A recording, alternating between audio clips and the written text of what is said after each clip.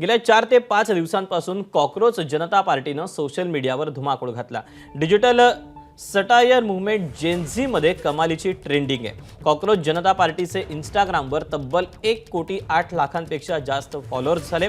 विशेष म्हणजे इंस्टावर भाजपचे 87 लाख फॉलोअर्स आहेत। कॉकरोच जनता पार्टीनं भाजपलाही मागे टाकलं। देशातील वाढती बेरोजगारी, परीक्षांमधील घोटाळे आणि तरुणांच्या प्रश्नांवर आवाज उठवण्यासाठी मे 2026 मध्ये या उपरोधिक चळवळीची सुरुवात झाली।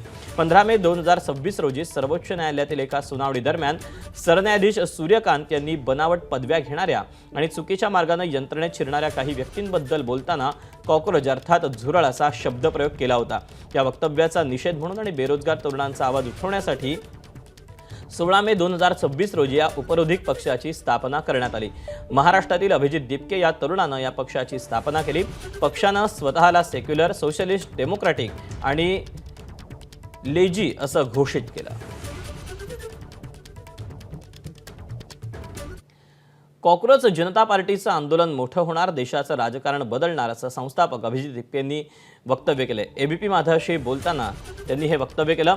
भारतात जगावेगळं होऊ लागलंय, लोकशाहीनुसार सुरू नाही अशी टीका त्यांनी केली।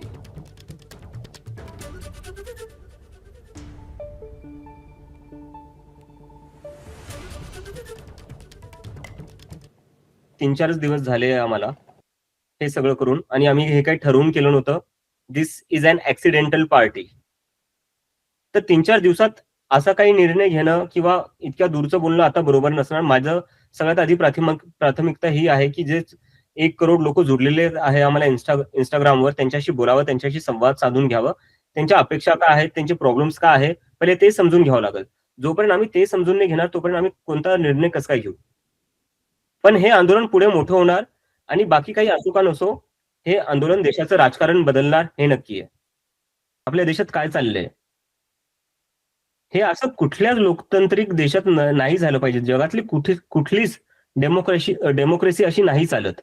आपल्या इथं काहीतरी जगावेगळंच होऊ लागलं, जिथं निवडणुकीचा अर्थ काय असतो किंवा डेमोक्रेसीचा अर्थ काय असतो। वोटर्स गव्हर्नमेंट निवड करतात, बरोबर। आपल्या इथं काय होतंय, गव्हर्नमेंट डिसाईड करतीये, गव्हर्नमेंट सिलेक्ट करतीये की वोट कोण करणार। आपल्या इथं उलटी डेमोक्रेसीचं एकदम उलट चालू आहे आपल्या इथं। हे कधीपर्यंत चालणार।